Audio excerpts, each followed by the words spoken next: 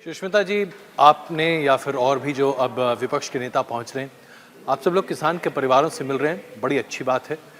संतावना देनी चाहिए, हौसला बढ़ाना चाहिए। लेकिन कुछ और लोग भी तो हैं जिन्हें पीट पीट कर मार डाला गया है। उनके बारे में कोई चर्चा क्यों नहीं हो रही है? उनसे मिलने आप लोग गए क्या? हमने शुरू में ही कहा, किसी की भी हत्या हुई हो वहां पर इन्वेस्टिगेशन होना चाहिए। और थ्योरेटिकली सच पूछिए तो आपका सवाल बिल्कुल सही है, क्योंकि आप शायद भारतीय जनता पार्टी के किसी कार्यकर्ताओं की बात कर रहे हैं जो उस हादसे में जिनकी हत्या हुई है। पर सवाल ये उठता है, उन्हीं की सरकार है।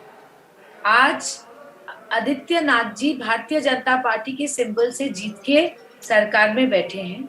आज सेंटर में प्रधानमंत्री नरेंद्र मोदी जी भी भारतीय जनता पार्टी के प्रतिनिधि हैं। तो मेरा मानना है कि इन बीजेपी कार्यकर्ताओं की मौत की जिम्मेदारी भी उत्तर प्रदेश के मुख्यमंत्री की है।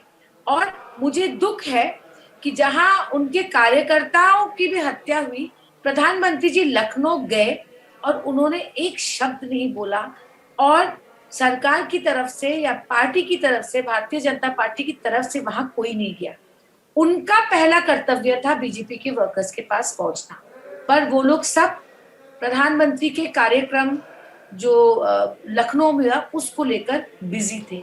ये सवाल आपका सही है और ये सवाल आपको पहले भारतीय जनता पार्टी से पूछनी चाहिए। नहीं, ये सवाल मैं इसलिए भी उठा रहा हूँ कि as a very basic human sense, as sense of human dignity for life, it is comparable that we compare all lives together, isn't it, Sushmita ji? चाहे वो Yes, बीजेपी का कार्यकर्ता हो, चाहे वो टीएमसी का कार्यकर्ता हो, all lives are the same. They are very important. So why I not? absolutely, Why take a partisan view on it? This is a question which is I being raised vehemently on all social media platforms. please understand, theoretically your question is correct, but practically, where a party's worker has been beaten up by the farmers, the administration, police and the party should go. Just because I did not go or anybody else did not go, इसका मतलब ये नहीं है कि हम कह रहे हैं कि जो हुआ वो ठीक हुआ. But politically, you have to understand, it puts us in a slightly awkward position. But please, I concede to that awkward position.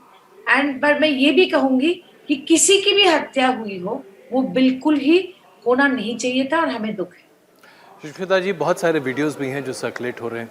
अब तक 10 से ज़्यादा वीडियो तो हम इंडिया टीवी पर ही दिखा चुके हैं।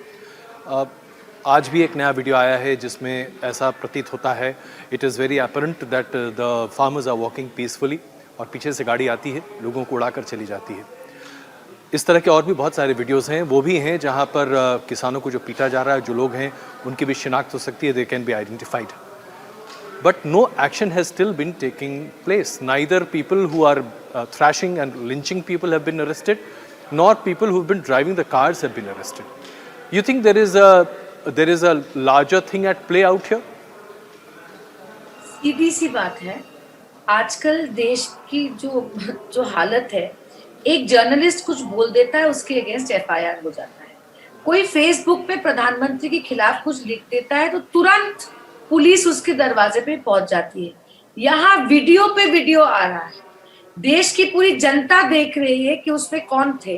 वो होम मिनिस्टर के सुपुत्र है, इसीलिए आज तक अरेस्ट नहीं हो रहा। अगर मर्डर से संगीन कोई क्राइम नहीं होता देश, दिस इज 302, सो मर्डर से संगीन कोई क्राइम नहीं होता and this is mass murder, और अब तक अरेस्ट नहीं हो रहा है, किसी को पुलिस ने अरेस्ट नहीं किया है।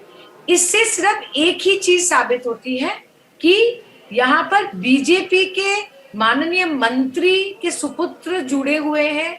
यही एक कारण है कि किसी का अरेस्ट नहीं हो रहा, और पूरा देश देख रहा है, पूरा देश देख रहा है। और किसान भी ये कह रहे हैं कि आप अरेस्ट क्यों नहीं करते, एफआईआर तो फाइल हो चुका है, then what are you waiting for. मुझे खुशी है कि सुप्रीम कोर्ट ने इस मामले का सुओ मोटोस नोटिस लिया है, और मेरा विश्वास है कि सुप्रीम कोर्ट इसमें जरूर न्याय करेगी।